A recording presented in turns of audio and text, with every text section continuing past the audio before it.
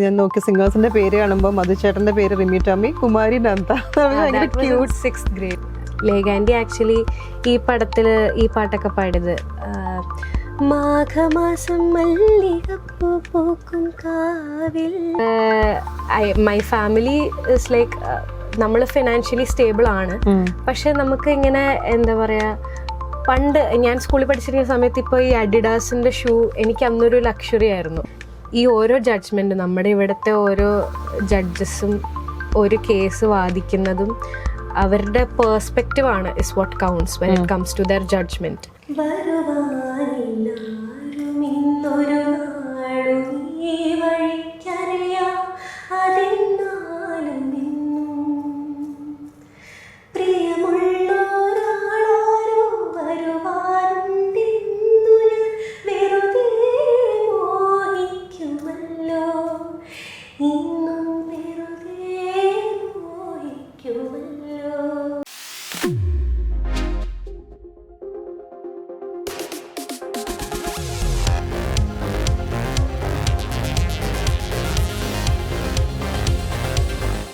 നമസ്കാരം. ഇന്ന് നമ്മുടെ കൂടെയുള്ള ഗസ്റ്റ് ഒരു dynamic, vibrant, charming playback singer, song writer Nanda ജയദേവനാണുള്ളത്.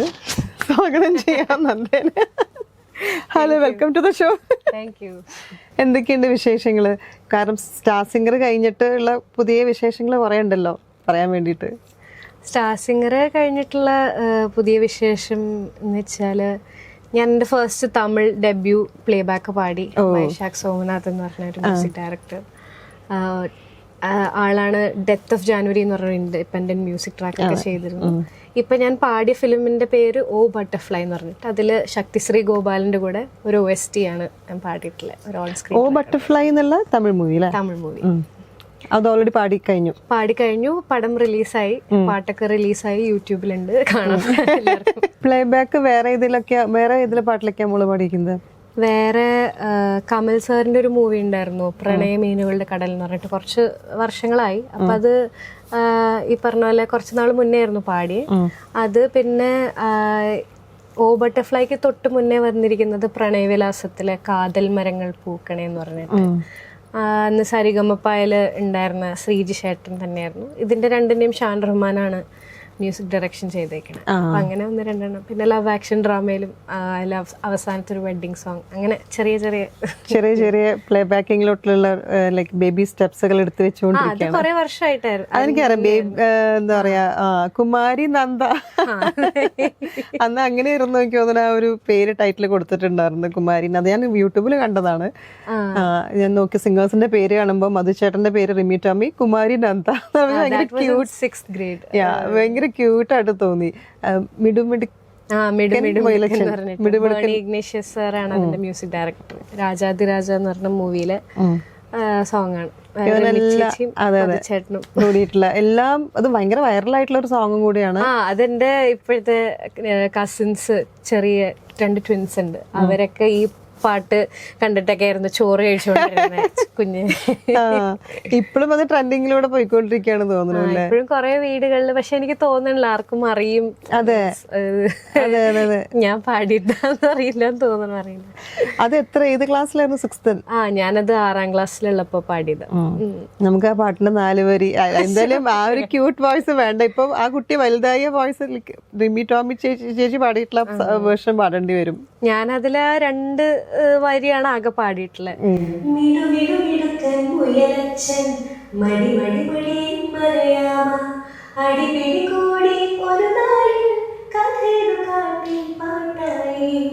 പിന്നെ ബാക്കിയൊക്കെ ചെറിയ പക്ഷെ ഇങ്ങനെയല്ല, ശരിക്കുള്ള വേർഷൻ ഭയങ്കര ക്യൂട്ടാണ് കേൾക്കാൻ വേണ്ടി. കാരണം ആ ഒരു വോയിസിന്റെ ഒരു ഇതുണ്ടല്ലോ, ആ ഒരു ഏജിന്റെ ഒരു ക്യൂട്ട്നെസ് ഉണ്ടായിരുന്ന ഒരു നിഷ്കളങ്കത. അതെ അതെ അതെ അതെ. അത് ഭയങ്കര വൈറലായിട്ടുള്ള ഒരു സോങ് ആയിരുന്നു അല്ലേ അത്? അന്നും ഇപ്പോഴും കുറെ പേര് എൻ്റെ അടുത്ത് പറയാറുണ്ട്, ഈ പാട്ട് കേട്ടിട്ട് ചോറ് കഴിക്കുക, അങ്ങനെ. ഞാൻ പാടിയതാണെന്ന് അനിമേറ്റഡ് വേർഷനും ഞാൻ കണ്ടിരുന്നു. ശരിക്കും ഒരു കാർട്ടൂണൊക്കെ കാണുന്ന പോലത്തെ ഒരു ഫീലാണ് ആ സോങ് കേൾക്കുമ്പോൾ. ലൈക്ക് ഒരു സ്റ്റോറി പറയണ പോലെയാണല്ലോ ഇരിക്കുന്നത്. ഈ ചെറുപ്പം മുതലേ പഠിച്ചുകൊണ്ട് പാട്ട് ഒരു ചെറുപ്പം മുതലേ പഠിക്കുന്നുണ്ട്. പിന്നെ ഇപ്പോ ഞാൻ കർണാട്ടിക് മുന്നേ ലൈറ്റും കർണാട്ടിക്കും ഫോക്കസ്ഡ് ആയിട്ടായിരുന്നു. ലേഖാർ നായർ എന്ന് പറഞ്ഞ എൻ്റെ ഗുരു. ഇപ്പോൾ ഞാൻ കർണാട്ടിക് കൂടുതൽ പഠിക്കാൻ വേണ്ടിയിട്ട് കാർത്തിക വൈദ്യനാഥൻ പറഞ്ഞ ടീച്ചർ ആണ്. ബോംബെ ജയശ്രീ മാമിന്റെ സ്റ്റുഡൻ്റ് ആണ്. ആളാണ് മറ്റേ കൺകൾ ഏതോ അത് പാടിയത് കാർത്തിക ചേച്ചിയാണ്. ചേച്ചിയുടെ കുറെ പാട്ടുകളുണ്ട് പറയാൻ മാത്രമേ. അതെ അതെ, അത്രയും. ഏത് വയസ്സ് മുതൽ പാട്ട് തുടങ്ങിയത്, പഠിക്കാൻ തുടങ്ങിയത് ഏത് വയസ്സ് മുതൽക്കാണ്? എന്നെ 3 വയസ്സ് തൊട്ട് സഞ്ജീവ് സർ, ഇവിടെ എറണാകുളത്ത് തന്നെയാണ് സാറിന്റെ വീട്, സാറിൻ്റെ അടുത്ത് പഠിപ്പിച്ചു. പിന്നീട് ഫീമെയിൽ വോക്കൽസ് ആയതുകൊണ്ട് ടീച്ചറുടെ അടുത്ത് പോകണം എന്ന് പറഞ്ഞിട്ട് അങ്ങനെ ലേഖാർ നായർ, ലേഖാൻഡി ആക്ച്വലി ഈ പടത്തിൽ ഈ പാട്ടൊക്കെ പാടിയത്. മാഘമാസം മല്ലികപ്പൂ പൂക്കും കാവിൽ. പിന്നെ ലേഖാൻഡിയുടെയും ഈ പറഞ്ഞ തെലുഗുല് രാജ സാറിൻ്റെ ഒക്കെ കുറെ പാട്ടുകൾ പാടിയിട്ടുണ്ട്. പിന്നെ ഇപ്പോൾ കാർത്തിക ചേച്ചി അടുത്താണ് പഠിക്കുന്നത്. ഫസ്റ്റ് വന്ന റിയാലിറ്റി ഷോ ഐ തിങ്ക് സരിഗമ ആണല്ലേ? സരിഗമപ്പയാണ്. അപ്പൊ അതിലോട്ടുള്ളൊരു എൻട്രി എങ്ങനെയായിരുന്നു? അത് ഏതൊരു ഇയറിലായിരുന്നു? അത് ഞാൻ 10th ബോർഡ് എക്സാമിന്റെ സമയത്തായിരുന്നു അതിന്റെ ഓഡിഷനും ഫൈനൽ ഷൂട്ടിംഗ് ഒക്കെ വന്നിരുന്നത്. 10th ബോർഡ് എക്സാം സമയത്തോ? അയ്യോ, അപ്പൊ ആ സമയത്ത് പോയിട്ട് അറ്റൻഡ് ചെയ്തു? പോയിട്ട് അറ്റൻഡ് ചെയ്തു. അങ്ങനെ എനിക്കറിയില്ല, ഇപ്പൊ ഓൾമോസ്റ്റ് ഇപ്പം 7 years ആയി. സോറി, സ്റ്റാർ സിംഗർ കഴിഞ്ഞിട്ട് 2 years ആയി. 7 years ആയി അത് സരിഗമപ്പ ഉണ്ടായി കഴിഞ്ഞിട്ട്.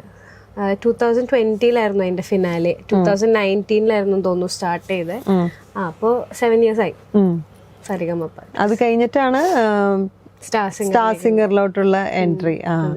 അതൊരു ഭയങ്കര വലിയൊരു എൻട്രി തന്നെ ആയിരുന്നു. അതിന് ഏറ്റവും ഇഷ്ടമുള്ള ഒരു പ്ലാറ്റ്ഫോം ചോദിച്ചു കഴിഞ്ഞാൽ ഓഫ് കോഴ്സ് അല്ലേ? അതെ, കാരണം നമ്മൾ ചെറുപ്പം മുതലേ നമുക്കൊരു റിയാലിറ്റി ഷോന്റെ ബ്ലൂ പ്രിന്റ് എടുത്തു നോക്കിക്കഴിഞ്ഞാൽ ഒബ്വിയസ്ലി അത് ഏഷ്യാനെറ്റും സ്റ്റാർ സിംഗർ ആയിരിക്കും. പിന്നെ എല്ലാ വീട്ടിൽ പോയി കഴിഞ്ഞാലും നമുക്ക് ഏഷ്യാനെറ്റ് ആയിരിക്കും അവിടെ എന്താ പറയാ സ്റ്റേബിൾ ആയിട്ട് വെച്ചിട്ടുണ്ടാവും. സ്റ്റാഗ്നന്റ് ചാനൽ വെച്ച് കഴിഞ്ഞാൽ അത് ഏഷ്യാനെറ്റ് തന്നെ ആയിരിക്കും. സോ അതിലുള്ള റീച്ച് വേറെ തന്നെ. എല്ലാവരും കൂടുതൽ പാട്ടുകൾ കേൾക്കാൻ തുടങ്ങിയത് ഈ സ്റ്റാർ സിംഗർ പോലെ റിയാലിറ്റി ഷോസ് വന്ന സമയം. Live singing. അതെ അതെ, ഒരുപാട് പാട്ടുകൾ കേൾക്കാൻ തുടങ്ങിയത് അത് ആ ഷോ, റിയാലിറ്റി ഷോ സ്റ്റാർട്ടിങ് ഉള്ള സമയത്താണ്. നമ്മള് ഒരുപാട്, എനിക്ക് തോന്നുന്നു പാട്ടിനോട് ഇഷ്ടം കൂടിയതും ഇതിലോട്ട് വരണം എന്ന് ആഗ്രഹം കൂടിയതൊക്കെ ആ ഒരു അല്ലേ സ്റ്റാർട്ടിങ്ങിൽ ഏഷ്യാനെറ്റ് തുടങ്ങിയോണ്ടും കൂടിയിട്ടാണ്.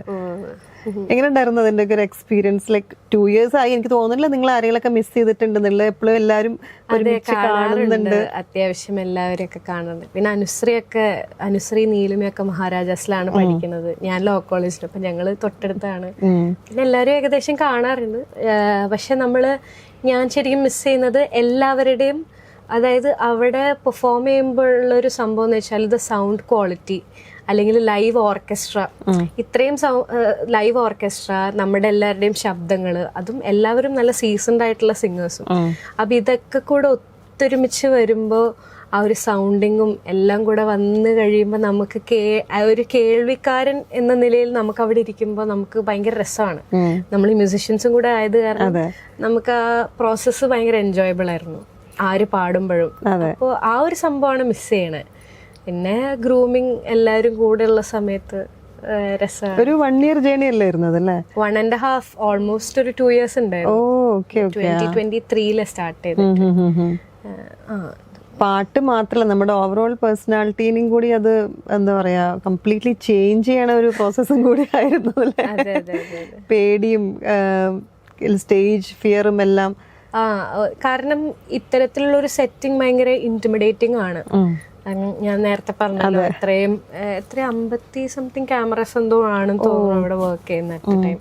അത്രയും ലൈറ്റ്സ്, പിന്നെ ഇത്രയും എസ്റ്റീംഡ് ആയിട്ടുള്ള ജഡ്ജസ്, ചിത്ര ചേച്ചി, പിന്നെ നമുക്ക് ഭയങ്കര സുപരിചിതമായിട്ടുള്ള സിംഗേഴ്സാണ് ചുറ്റിനും. ഇപ്പം മിഥുൻ ചേട്ടനാണെങ്കിലും ഷെരീഫ് കെ ആണെങ്കിലും എല്ലാവരും ഭയങ്കര ഫെമിലിയർ ആണ് ഓഡിയൻസിനാണെങ്കിലും നമുക്കാണെങ്കിലും. സോ ഇതൊക്കെ ഭയങ്കര, പക്ഷെ കൂടുതൽ പാടും തോറും നമ്മൾ ആ പ്രോസസ് എൻജോയ് ചെയ്ത് വന്നു. ഭയങ്കര രസമായിട്ട് അതിന് എൻജോയ് ചെയ്തു. Pre star singer and post star singer എന്തൊക്കെ ചേഞ്ചസ് ആണ് വന്നിരിക്കുന്നത് ആസ് എ സിംഗർ എന്ന് നോക്കുമ്പോൾ? ആസ് എ സിംഗർ ഞാൻ സത്യം പറഞ്ഞാൽ ഭയങ്കര ഒരു ആക്റ്റീവ് ലിസണർ ഓഫ് മ്യൂസിക്. നമ്മൾ പാസീവ് ലിസണിങ്ങും ആക്റ്റീവ് ലിസണിങ്ങും ഉണ്ട്. പാസീവ് ലിസണിങ് എന്ന് പറയുമ്പോൾ നമ്മൾ എവിടെയെങ്കിലും നമ്മളിപ്പോൾ ഓടാൻ പോകുന്ന സമയത്ത് പാട്ട് കേൾക്കുന്നത്, അതിൻ്റെ പേർപ്പസ് അല്ലെങ്കിൽ ഇൻറ്റൻഷൻ എന്ന് പറയുന്നത് the music is just A background noise. നമ്മളുടെ ഇൻറ്റൻഷൻ എന്ന് പറയുന്നത് ആ ജോഗിങ് എന്ന് പറയുന്ന ഒരു പ്രോസസ്സായിരിക്കും. അതിന്ന് ആക്റ്റീവ് മ്യൂസിക് എന്ന് പറയുമ്പോൾ നമ്മൾ പാട്ട് കേൾക്കാൻ വേണ്ടി ഇരിക്കുന്നു. സോ ആ ഒരു ആക്റ്റീവ് ലിസണിങ്ങിലേക്ക് ഞാൻ കുറച്ചും കൂടെ ടൈം സ്പെൻഡ് ചെയ്യാൻ തുടങ്ങി. പിന്നെ ഞാൻ പണ്ട് പാട്ടുകൾ ടെക്നിക്കലായിട്ട് എന്താ പറയുക, അതിനെ ഡിസൈൻ ചെയ്യുക അല്ലെങ്കിൽ അതിനെ മാറ്റി നിർത്തി ഇന്ന നോട്ട് എന്താണ് എന്നൊക്കെ ഞാൻ അങ്ങനെ ആലോചിക്കാറില്ലായിരുന്നു. ഞാനിങ്ങനെ ടെക്നിക്കലി ആലോചിച്ച് പാടുന്ന ഒരാളല്ലായിരുന്നു. പക്ഷേ ടു എൻജോയ് ഇറ്റ് മോർ അല്ലെങ്കിൽ ടു ഗെയിൻ മോർ നോളജ് ഞാനിപ്പോൾ അങ്ങനെ കേട്ടു തുടങ്ങി. ഇങ്ങനെയാണ് മ്യൂസിക്കലി വന്നിട്ടുള്ള ഡിഫറൻസ്. പിന്നെ ഇതിന് ശേഷം കുറച്ചും കൂടെ ഫൈനാൻഷ്യലി ഇൻഡിപെൻഡൻ്റ് ആയി. അത് വലിയ വ്യത്യാസം തന്നെയാണ്. നമുക്ക് പണ്ട് എനിക്ക് ഓർമ്മയുണ്ട്, ഞാൻ സ്കൂളിൽ പഠിക്കുന്ന സമയത്ത് മൈ ഫാമിലി ഇസ് ലൈക്ക് നമ്മൾ ഫിനാൻഷ്യലി സ്റ്റേബിൾ ആണ്. പക്ഷെ നമുക്ക് ഇങ്ങനെ എന്താ പറയാ, പണ്ട് ഞാൻ സ്കൂളിൽ പഠിച്ചിരിക്കുന്ന സമയത്ത് ഇപ്പോൾ ഈ അഡിഡാസിന്റെ ഷൂ എനിക്ക് അന്നൊരു ലക്ഷറി ആയിരുന്നു. എന്ന് വെച്ചാൽ not that we did not have the money, പക്ഷെ ഒരു ഷൂസ് മേടിക്കാൻ അത്രയും പൈസ ചെലവാക്കേണ്ട ആവശ്യം ഇല്ല. അതെനിക്ക് ചെറുപ്പം മുതലേ എനിക്ക് ഇങ്ങനെ അച്ഛനമ്മയോടും ചോദിക്കാനും ഭയങ്കര മടിയായിരുന്നു. ഇല്ല, ശരിയല്ല. ബിക്കോസ് ഒന്നാമത് എൻ്റെ അച്ഛനമ്മ എനിക്ക് പാട്ടിന്, ഡാൻസിന്, പിന്നെ ഓരോ തൈക്കോണ്ടോ, അതൊക്കെ കുറെ സംഭവങ്ങൾ ഉണ്ടായിരുന്നു ഞാൻ ചെറുപ്പത്തിൽ ചെയ്യുന്നത്. ഇത്രയും സാധനങ്ങൾക്ക് അവർ സ്പെൻഡ് ചെയ്യുന്നുണ്ട്, ഇൻവെസ്റ്റ് ചെയ്യുന്നുണ്ട്. എൻ്റെ മാത്രമല്ല, എൻ്റെ ബ്രദറിൻ്റെ ഉണ്ട്. അപ്പോൾ ഇത്രയും സംഭവങ്ങളിൽ അവർ ഇൻവെസ്റ്റ് ചെയ്യുന്നുണ്ട്. And I cannot. എൻ്റെ സ്കൂളിൽ ചുറ്റും എല്ലാവരും ഇപ്പോൾ വോളിബോൾ ടീമിലൊക്കെ ആണെങ്കിൽ മിക്കവരും ഒക്കെ ഈ അഡിഡാസിൻ്റെ ഷൂസ്. അപ്പോൾ ഞാനിത് കണ്ട് അങ്ങനെയാണ് എനിക്ക് ഈ ഒരു ബ്രാൻഡിനോട് പരിചയം വരുന്നത്. അപ്പോൾ ഞാൻ അന്ന് എനിക്ക് പക്ഷെ ചോദിക്കാനും പോലും ഭയങ്കര മടിയായിരുന്നു. അതിൻ്റെ ആവശ്യമില്ല. And plus my parents are doing there work എന്ന് വെച്ചാൽ ഇവർ അത്രയും കഷ്ടപ്പെടുന്നുണ്ട് എന്നുള്ളൊരു റിയലൈസേഷൻ എങ്ങനെയോ എൻ്റെ മനസ്സിലുണ്ട്. അപ്പം ഈ ഒരു അഡിഡാസ് ഷൂ ചോദിക്കാൻ പോലും എനിക്ക് താല്പര്യമില്ല. കാരണം എനിക്കറിയാം അതിനു വേണ്ടി പൈസ മാറ്റി വെക്കുക അതായത് ഇറ്റ്സ് ആ സമയത്ത് ഭയങ്കര അനാവശ്യമാണ്. അതിൻ്റെ ആവശ്യമില്ല. You can use it for other useful things. അപ്പോൾ ഇപ്പോൾ പക്ഷെ എന്താണെന്ന് വെച്ചാൽ എനിക്ക് എൻ്റെ അനിയന് ഒരു അഡിഡാസ് ഷൂ അവന് വാങ്ങിക്കണം തോന്നിക്കഴിഞ്ഞാൽ, അല്ലെങ്കിൽ അവന് ഇഷ്ടമുള്ള അഡിഡാസിനെ വേണമെന്നില്ല, ഞാൻ ഭയങ്കര ബ്രാൻഡിങ് സംഭവങ്ങളായോ അനിയനൊരു ഷൂ ഇഷ്ടപ്പെട്ടു എന്ന് പറഞ്ഞാൽ എനിക്കത് അവന് ഇഷ്ടത്തോടെ വാങ്ങിക്കൊടുക്കാം. എനിക്ക് രണ്ടാമത് അവിടെ ചിന്തിക്കേണ്ട ആവശ്യം വരുന്നില്ല. ആൻഡ് ഇറ്റ്സ് നോട്ട് നമുക്കും വേണമെങ്കിലും നമുക്കും മേടിക്കാം. ലൈക്ക് അവന് ഇന്ന് ആ ഒരു സ്പേസ് ഉണ്ട് എൻ്റെ അടുത്ത് ചോദിക്കാൻ. I did not have that space because ഞാൻ അങ്ങനെ ചിന്തിച്ചത് കൊണ്ടാണ്. But my brother doesn't have to do it like that. And നമ്മളുടെ പേർപ്പസ് എന്ന് പറയുന്നത് to make lives better for the generation that is coming. നമ്മളുടെ അടുത്ത ജനറേഷന് വേണ്ടിയിട്ട് നമ്മൾ കുറച്ചും കൂടെ സേഫ് ആയിട്ടുള്ളൊരു സ്പേസ് ഒരുക്കി വെക്കാമെന്നാണ്.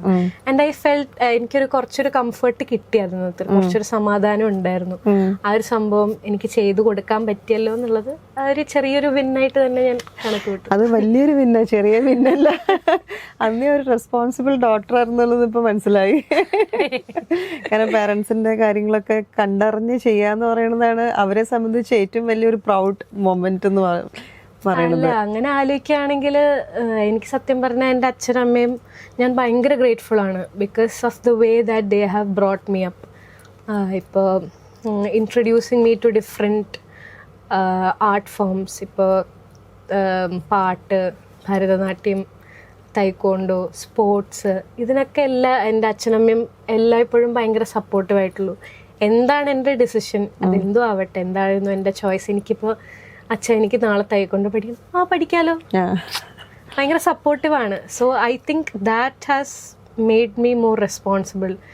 അച്ഛൻ എന്നെ ട്രസ്റ്റ് ചെയ്യുന്നുണ്ട്, അല്ലെങ്കിൽ അമ്മ എന്നെ അത്രയും ട്രസ്റ്റ് ചെയ്യുന്നുണ്ട്. So I have to do my job എന്നുള്ളൊരു സംഭവമായിരിക്കാം. എനിക്ക് അച്ഛനമ്മയും ഇതുവരെ ഒന്നിനോട് എൻ്റെ അടുത്ത് അങ്ങനെ ഒരു റെസ്ട്രിക്ഷനോ ഒന്നും വെച്ചിട്ടില്ല. They have always trusted me. അതൊരു വലിയ big thing, it's a big thing actually like. അതുകൊണ്ടായിരിക്കും മേ ബി. ഈ എന്താ പറയാ, ഇപ്പം ലോ അല്ലേ എടുത്തിരിക്കുന്നത്, അതെ അതെ. ഇത് ടോട്ടലി ഡിഫറെന്റ് വേൾഡ് ആണല്ലോ ലോ ആൻഡ് മ്യൂസിക് എന്ന് പറയുമ്പം. അതെങ്ങനെ അതിലോട്ടൊരു എനിക്ക് സത്യം പറഞ്ഞാൽ അറിയില്ല. എനിക്ക് സബ്ജക്റ്റ്, ലീഗൽ സബ്ജക്റ്റ് ഭയങ്കര ഇഷ്ടമായിരുന്നു, താല്പര്യമായിരുന്നു. ഇപ്പോൾ സ്കൂളിൽ പഠിക്കുകയാണെങ്കിൽ സോഷ്യൽ സ്റ്റഡീസിൽ നമ്മൾ മറ്റേ ഫണ്ടമെന്റൽ റൈറ്റ്സ്, ഫണ്ടമെന്റൽ ഡ്യൂട്ടീസ്, അപ്പം ഈ സംഭവങ്ങളൊക്കെ ഭയങ്കര ഇൻട്രസ്റ്റിംഗ് ആണ്. നമ്മളുടെ ഡ്യൂട്ടി തുടങ്ങുന്നത് നമ്മുടെ റൈറ്റ് അവസാനിക്കുന്ന സ്ഥലത്താണ്. അങ്ങനത്തെ കുറേ സംഭവങ്ങളൊക്കെ അന്ന് എൻ്റെ ടീച്ചർ പറഞ്ഞു തന്നത് എനിക്ക് ഭയങ്കര ഉള്ളിൽ നിൽക്കായിരുന്നു. Like freedom comes with a cost. അതായത് നമുക്ക് എന്തും ചെയ്യാനുള്ള ഇഷ്ടമുണ്ട്, പക്ഷെ not at the cost of hurting another person. അപ്പൊ ഇങ്ങനത്തെ ഒരു സംഭവം ഭയങ്കര ഒരു ടു ട്രൂത്ത്സ്. ഞാൻ ഭയങ്കരമായിട്ട് എന്തൊക്കെയോ ഫിലോസഫിക്കലായിട്ട് പറയുന്നുണ്ട്. ഒരിക്കലും ഇല്ല. അതായത് 2 സത്യങ്ങൾ can exist at one time. അങ്ങനത്തെ കുറെ സംഭവങ്ങൾ, ഒരു ബ്ലാക്ക് ആൻഡ് വൈറ്റ്, അങ്ങനത്തെ കുറെ കോൺസെപ്റ്റ്സ് വെച്ച് നോക്കുമ്പോൾ എനിക്ക് ഈ ഒരു സബ്ജക്റ്റിനോടൊരു ഭയങ്കര ഒരു ഇൻട്രസ്റ്റ് തോന്നി. അങ്ങനെ സത്യം പറഞ്ഞാൽ ഞാൻ എൻട്രൻസിനൊന്നും പോയില്ല, വെറുതെ എഴുതിയത് ആക്ച്വലി. അങ്ങനെ കിട്ടി. എൻട്രൻസ് ഒന്നും എഴുതാണ്ട്, ഐ മീൻ കോച്ചിങ് പോവാണ്ട് ജസ്റ്റ് എഴുതിയതാണ്. ഞാൻ വിചാരിച്ചില്ല കിട്ടുന്നു. ഞാൻ ഓൾറെഡി വേറൊരു കോളേജ്, അത്രയും അതിനോടുള്ള ഒരു ഇഷ്ടമുണ്ടായിട്ടുണ്ടാവാം. അതുകൊണ്ടായിരിക്കും പെട്ടെന്ന് ഒരു കോച്ചിങ് ഒന്നും പോവാണ്ട് തന്നെ. ഇപ്പം ഏത് ഇയർ ആണ്? ഇപ്പൊ ഞാൻ ഫൈനൽ ഇയർ ആണ്. എന്റെ 10th സെം തുടങ്ങി. എങ്ങനെ ഇത് രണ്ടും എങ്ങനെ ബാലൻസ് ചെയ്തിട്ട് പോണത്? പ്രത്യേകിച്ചൊന്നുമില്ല, എക്സാം വരുമ്പോ പഠിക്കും. കേരളത്തിലെ അല്ലെങ്കിൽ എല്ലാം മലയാളി സ്റ്റുഡൻസിനെയും പോലെ എക്സാമിന്റെ തലേന്നിരുന്ന് പഠിക്കുക, എഴുതുക. അത് ഭയങ്കര ഒരു എന്താ പറയാ, കാരണം ഒരുപാട് പഠിക്കാനുണ്ട്. ലോ സ്റ്റുഡന്റ് എന്നൊക്കെ പറയുമ്പോൾ നമുക്ക് കുറെ വായിക്കാനും പഠിക്കാനും എല്ലാം ഉള്ളത്. എനിക്ക് തോന്നുന്നു ഒരു വൊറേഷ്യസ് റീഡറും കൂടിയാണ് ഞാൻ എവിടെയോ ഏതോ ഇന്റർവ്യൂവിൽ കേട്ടിട്ടുണ്ട്. അതും ഇതിനെ ഒരുപാട് ഹെൽപ്പ് ചെയ്തിട്ടുണ്ട് തോന്നുന്നു. ബിക്കോസ് ഈ ലോയിൽ ഒരുപാട് വായിക്കാനുണ്ടല്ലോ. ബുക്സ് നമ്മൾ എത്രത്തോളം വായിക്കുന്നു അത്രത്തോളം. ഈ ഓരോ ജഡ്ജ്മെന്റ്, നമ്മുടെ ഇവിടുത്തെ ഓരോ ജഡ്ജസും ഒരു കേസ് വാദിക്കുന്നതും അവരുടെ പേഴ്സ്പെക്റ്റീവ് ആണ് is what counts when it comes to their judgement. അവരുടെ ജഡ്ജ്മെന്റിൽ വരുന്നത് അവരുടെ പേഴ്സ്പെക്റ്റീവ് ആണ്. അപ്പോൾ ഈ പേഴ്സ്പെക്റ്റീവ് നമ്മൾ ബ്രോഡൻ ചെയ്യണമെങ്കിൽ, അല്ലെങ്കിൽ അതിനെ വലുതാക്കണമെങ്കിൽ, അല്ലെങ്കിൽ ഒരു സാധനത്തിനെ കുറച്ചും കൂടെ ആഴത്തിൽ അതിനെ മനസ്സിലാക്കി കാണുക, എന്നിട്ട് അതിൻ്റെ അടിസ്ഥാനത്തിൽ ഒരു സംഭവം തിരിച്ച് പറയുക, ഒരു ജഡ്ജ്മെന്റ് പറയുക, അനാലിസിസ് കൊടുക്കുക എന്നുള്ളത് ഭയങ്കര നന്നായിട്ട് വായിക്കണം. എത്രത്തോളം വായിക്കുന്നു അത്രത്തോളം നമ്മുടെ കാഴ്ചപ്പാട് വലുതാക്കാം എന്നുള്ളതാണ്. ഈ വായന എത്രത്തോളം മ്യൂസിക്കിൽ ഹെൽപ്പ് ചെയ്തിട്ടുണ്ട്? കാരണം നമ്മളിപ്പോൾ ഒരു പാട്ട് പാടുമ്പോൾ ഒരു കഥ പറയണ പോലത്തെ ഒരു ഫീലൊക്കെ കിട്ടാറുണ്ടോ? കഥ എന്ന് പറയുമ്പോൾ ഫസ്റ്റ് എനിക്ക് മനസ്സിൽ വന്നത് മറ്റേ മണിച്ചിത്രത്താഴിലെ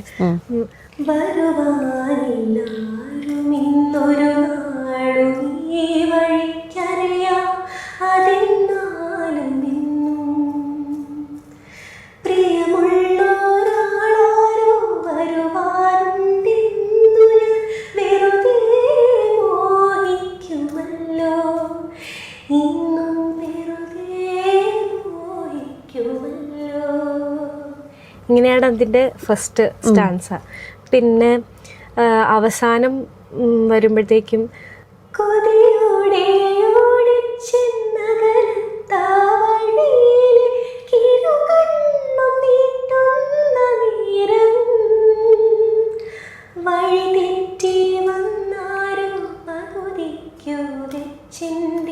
വഴിയെ തിരിച്ചു പോകുന്നു, എൻ്റെ വഴിയെ തിരിച്ചു പോകുന്നു. കറക്റ്റ് ഒരു പാട്ടാ പാടിയത്. ആ ലിങ്കിലേക്ക് എത്താൻ ഓരോ വരിയിലും ആ സംഭവം ഡിസ്ക്രൈബ് ചെയ്തിരിക്കുന്നത്. അതെ, അത് എനിക്ക് തോന്നുന്നത് ശരിക്കും പറഞ്ഞ ഒരു കഥ കേൾക്കണ പോലെയാണ് ആ പാട്ട് കേൾക്കുമ്പോൾ. നമുക്ക് ഇപ്പൊ ഒരു ബുക്ക് വായിക്കുമ്പോൾ കിട്ടുന്ന ഒരു ആർട്ടിസ്റ്റിക് ഫ്രീഡം ഉണ്ടല്ലോ, അതും ഭയങ്കരമാണ്. ലൈക്ക് നമുക്ക് തന്നെ we can create our own characters എന്ന് പറഞ്ഞ പോലെ. അങ്ങനെയൊക്കെ ഫീൽ ചെയ്യാറില്ലേ ബുക്ക് വായിക്കുന്ന സമയത്ത്? എനിക്ക് സത്യം പറഞ്ഞാൽ എൻ്റെ പ്രശ്നമല്ല, the way that I feel, എനിക്ക് ഭയങ്കര ഡീപ്പായിട്ട് ഫീൽ ചെയ്യും. ഇപ്പോൾ ബുക്ക് വായിക്കുകയാണെങ്കിലും അല്ലെങ്കിൽ ഇതുപോലത്തെ ചില പാട്ടുകൾ കേൾക്കുകയാണെങ്കിലും എനിക്കത് ഭയങ്കര ഇമോഷണലി എന്നെ ഭയങ്കരമായിട്ട് അത് ഇൻഫ്ലുവൻസ് ചെയ്യും. ഇപ്പൊ ഒരു പുസ്തകം വായിച്ചു കഴിഞ്ഞാൽ എനിക്ക് കുറച്ച് ദിവസത്തേക്ക്, എൻ്റെ അമ്മ എപ്പോഴും, എൻ്റെ അമ്മയ്ക്ക് ശീലമായിരുന്നു ഒരിടയ്ക്ക് എന്തോ വായിച്ചിട്ടുണ്ട്, അതിന്റെ ഹാങ് ഓവറിൽ നമുക്ക് ഈ ഉത്സവം, വീട്ടിലത്തെ ഉത്സവമൊക്കെ കഴിഞ്ഞ് എല്ലാരും ഇങ്ങനെ ബാഗൊക്കെ പാക്ക് ചെയ്ത് പോവും, നമുക്ക് കസിൻസ് ഒക്കെ വന്ന് പോവാം, ഇങ്ങനെ ഇവിടെ നിക്ക അവര് പോകുന്നതും നോക്കി, ആ സംഭവം, ആ ഒരു ഫീലാണ് എനിക്കൊരു ബുക്കൊക്കെ വായിച്ചു കഴിഞ്ഞാൽ. അത്രയും ക്യാരക്ടേഴ്സ് നമ്മൾ കണക്റ്റഡ് ആയി പെട്ടെന്ന് അതിങ്ങനെ കഴിഞ്ഞല്ലോ ദ ക്യാരക്ടറിസ്റ്റിക്, ഒരു നല്ലൊരു പുസ്തകത്തിന്റെ ഒരു എന്താ പറയാ ഒരു ക്യാരക്ടറിസ്റ്റിക് ആണത്. You want to finish it but not finish it at the same time. ഒരു പാരഡോക്സിക്കൽ സംഭവമാണ്. അത് പാട്ടിലും എനിക്ക് അങ്ങനെയുണ്ട്. ചില പാട്ടുകൾ കേൾക്കുമ്പോൾ ഇത് എന്ത് തീർന്നു പോയ, പിന്നെ എനിക്കൊരു പാട്ട് ഇഷ്ടപ്പെട്ട് കഴിഞ്ഞാണ്ടല്ലോ ഞാൻ വീണ്ടും വീണ്ടും വീണ്ടും റിപ്പീറ്റ് അടിച്ചിട്ട് അത് തന്നെ കേൾക്കും. പിന്നെ ഒരു പോയിന്റ് എത്തുമ്പോൾ എനിക്ക് മടുക്കും, പിന്നെ ഞാൻ അടുത്ത പാട്ടിലേക്ക് പോകണം. ആൻഡ് ഇത് ഈ മടുക്കുമ്പോൾ എനിക്ക് വിഷമാവും, ഞാൻ ഈ പാട്ട് എന്തുകൊണ്ട് മടുത്തു, എന്നിട്ട് ഞാൻ വീണ്ടും കേൾക്കും. എനിക്ക് അതായത് എനിക്ക് സോങ്സ് കേൾക്കുമ്പോൾ എനിക്ക് ഗൂസ് ബംസ് വരും. ലൈക്ക് ചില സൗണ്ട് ട്രാക്കോ അല്ലെങ്കിൽ ചില പോർഷൻസ്, ഒരു പാട്ടിന്റെ പോർഷൻസ് എത്തുമ്പോഴത്തേക്കും, വയലിൻ സ്ട്രിങ്സിന്റെ ഒക്കെ പോർഷൻ എത്തുമ്പോൾ എനിക്ക് ഭയങ്കര രോമാഞ്ചം വരും. അപ്പോൾ ഈ സംഭവം വീണ്ടും എക്സ്പീരിയൻസ് ചെയ്യാനായിട്ട് തന്നെ പിന്നെയും ഈ പാട്ട് തന്നെ കേട്ടോണ്ടിരിക്കും. ആൻഡ് അത് കേട്ട് കേട്ട് ഞാൻ അതിനോട് നമ്പാവും. പക്ഷെ ആ നമ്പാവുമ്പോണ്ടല്ലോ എനിക്ക് ഭയങ്കര വിഷമാവും. ബിക്കോസ് ഞാൻ ഇനി ഈ പാട്ട് കേൾക്കുമ്പോൾ എനിക്ക് അതേ ഫീലിലേക്ക് തിരിച്ചു പോകാൻ പറ്റുന്നില്ല എന്നുള്ളൊരു വിഷമം. പിന്നെ കുറെ വർഷം കഴിഞ്ഞിട്ട്, കുറെ വർഷമല്ല, കുറെ ഒരു ബ്രേക്ക് എടുത്ത് കഴിഞ്ഞിട്ട് വീണ്ടും ആ പാട്ട് കേൾക്കുമ്പോൾ സെയിം ഫീലിംഗ് വരുമോ? Same feeling. അങ്ങനെ ഒരു എക്സാമ്പിൾ പറയാൻ പറ്റുന്ന ഒരു പാട്ട് ഏതായിരുന്നു? ഒരു പാട്ട് ഇപ്പൊ റിപ്പീറ്റഡ് ആയിട്ട് പിന്നെയും കേൾക്കണ പാട്ട് ഏതാണ്? എനിക്ക് ചാർലി മൂവി ഭയങ്കര ഇഷ്ടമാണ്. എനിക്ക് ലേറ്റസ്റ്റ് ആയിട്ട് ഓർമ്മ വരുന്ന ഒരു പാട്ട് ഇതായതുകൊണ്ട്, ഈ സംഭവം ഏറ്റവും കടന്നുപോയതുകൊണ്ട് ഞാൻ പറയാം. അപ്പൊ ആ മൂവി കഴിഞ്ഞ ദിവസം കൂടെ കാണാൻ അച്ഛനമ്മയൊക്കെ ആയിട്ട് ഒന്നുകൂടെ ടി വിയിലിരുന്ന് കാണുന്ന സമയത്ത് ഈ സെയിം സംഭവം എനിക്ക് സെയിം ഫീലിംഗ് വന്നു. ഓക്കെ.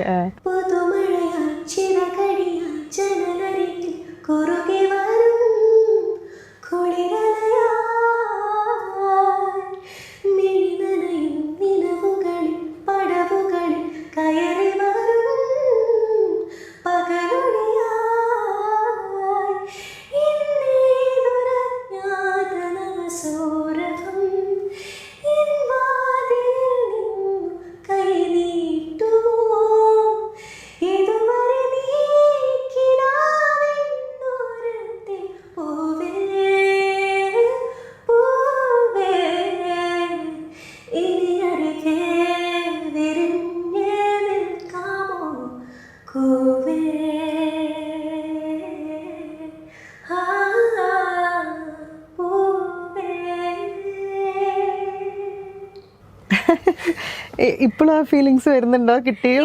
ഞാൻ പാടുമ്പോ ചില സമയത്ത് പാടുമ്പോ അങ്ങനെ കിട്ടാറുണ്ട്. പക്ഷെ ചിത്ര ചേച്ചി, ദാറ്റ് ഇസ് ദ ഡെഡിക്കേഷൻ. അതായത് നമ്മൾ ആ പാട്ട് തന്നെ എഴുതുമ്പോൾ അല്ലെങ്കിൽ ഒരു കുനിപ്പും, എവിടെ ശ്വാസം എടുക്കണം, ഇവിടെ ഈ വരി കഴിഞ്ഞിട്ട് അതൊക്കെ എഴുതും. സോ ദാറ്റ് അത് ആ മസിൽ മെമ്മറിയിൽ കറക്റ്റ് ആയിട്ട് വരും. എങ്ങനെ എവിടെ പാടിയാലും കറക്റ്റ് ആയിട്ടേ വീഴുള്ളൂ. സ്ട്രീറ്റ് മ്യൂസിഷ്യൻസിനെ ഡബ്ലിനിൽ വെച്ചിട്ട് അങ്ങനെ ഒരു പ്രാവശ്യം ഞങ്ങൾ പെർഫോം ചെയ്തിരുന്നു. നല്ല രസമായിരുന്നു. They are very kind, they are very welcoming. Goal എപ്പോഴും independent songs, independent music create ചെയ്യുക എന്നുള്ളതാണ്.